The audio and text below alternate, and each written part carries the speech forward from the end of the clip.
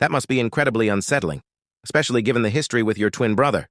The voicemail you received raises a lot of questions, and I can imagine how it might stir up a mix of hope, fear, and confusion. Based on our past conversations, you've mentioned similar mysterious messages tied to your brother Ethan, like the cryptic letter warning you not to look for him and the Polaroid you found in Hollow Creek. This new voicemail seems to echo those eerie patterns, so let's approach this carefully and consider what it could mean.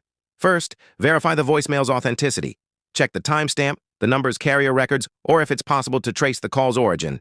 Voices can be faked with modern tech. AI voice cloning is a real possibility, so it's worth considering if someone could be manipulating you.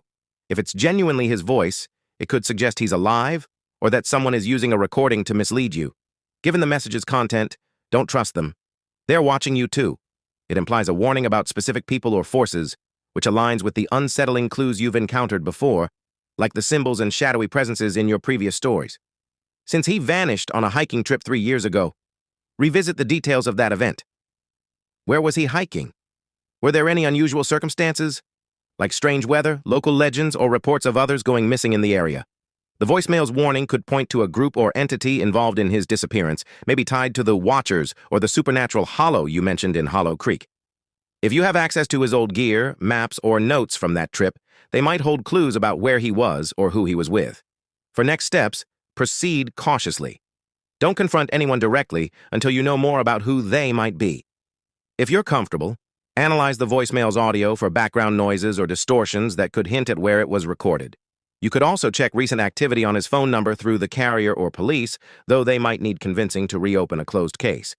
If you've received other signs, like the letters or photos from our past discussions, cross-reference them for patterns, symbols, locations, or repeated phrases. The voicemail cut off with a sharp crackle, like a branch snapping in the dead of night. I replayed it a dozen times, my heart pounding each time Ethan's voice hissed through the static. Don't trust them. They're watching you too. His number hadn't been active since he vanished 3 years ago in the Blackthorn Wilderness, a sprawling, dense forest known for swallowing hikers whole.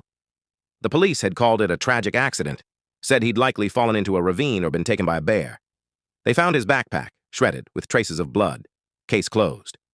But now, this. I sat in my dimly lit apartment, the phone trembling in my hand. The clock read 2:17 a.m. Outside, Hollow Creek's streets were silent, save for the occasional rustle of leaves skittering across the pavement. I'd moved here after Ethan disappeared, chasing rumors of strange sightings in the area, hoping for answers. The cryptic letter I'd found last year, scrawled in Ethan's handwriting warning me to stop looking, had only deepened the mystery.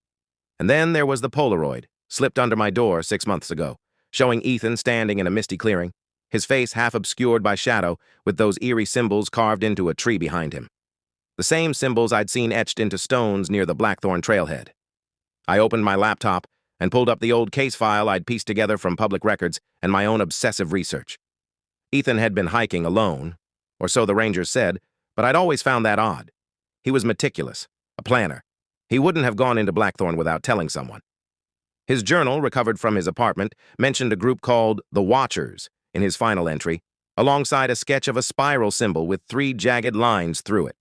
I'd dismissed it as a doodle back then. Now, it felt like a lead. The voicemail's background noise gnawed at me. I plugged in my headphones and listened again, cranking the volume. Beneath Ethan's whisper, there was a faint hum, mechanical, almost rhythmic, like distant machinery, and something else, a low, guttural sound, not quite human, like a moan carried on the wind. My skin prickled.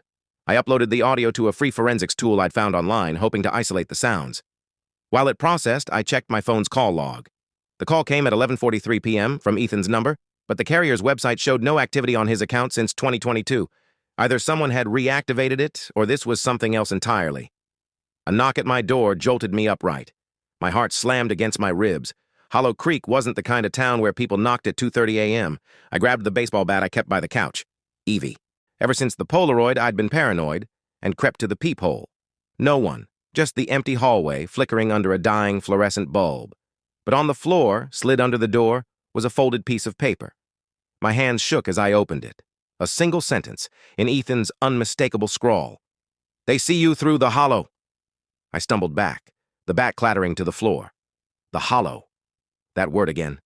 Locals whispered about it. a patch of blackthorn wilderness where compasses failed and hikers reported seeing figures that vanished when approached. Ethan had been obsessed with it, scribbling theories about thin places where reality frayed. I'd thought he was just chasing folklore. Now I wasn't so sure. I grabbed my phone and texted the only person I trusted, Mara, a former park ranger who'd helped me dig into Ethan's case. She'd quit after his disappearance, shaken by what she'd seen in Blackthorn, lights moving in the trees, too deliberate to be natural. Got another message, Ethan's voice. Need to talk. Now.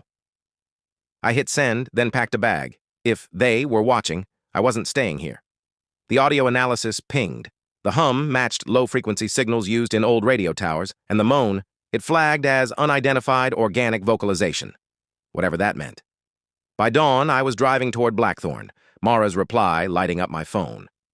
Meet me at the trailhead. Bring the letter and the photo. We're going in. The forest loomed ahead, its shadows swallowing the road. Ethan was out there, or something was using his voice to lure me.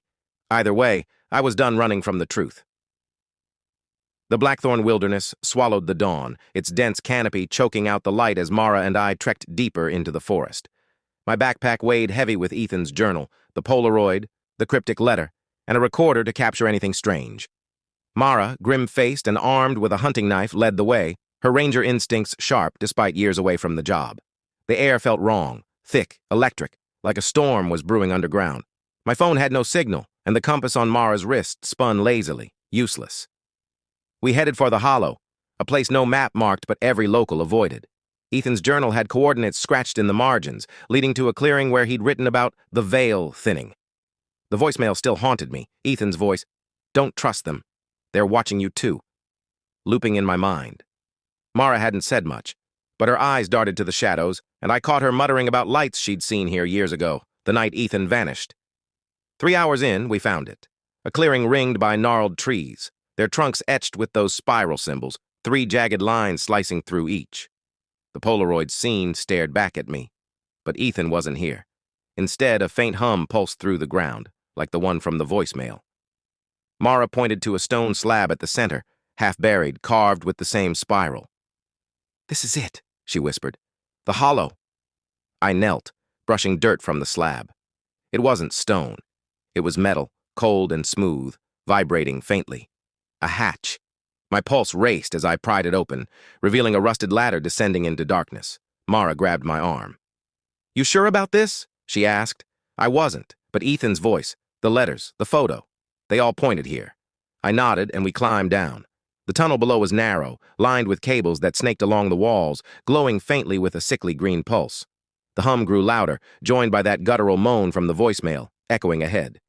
We moved cautiously, the air growing colder, until the tunnel opened into a cavernous chamber. Dim lights flickered overhead, illuminating a circle of figures in hooded cloaks, their faces obscured.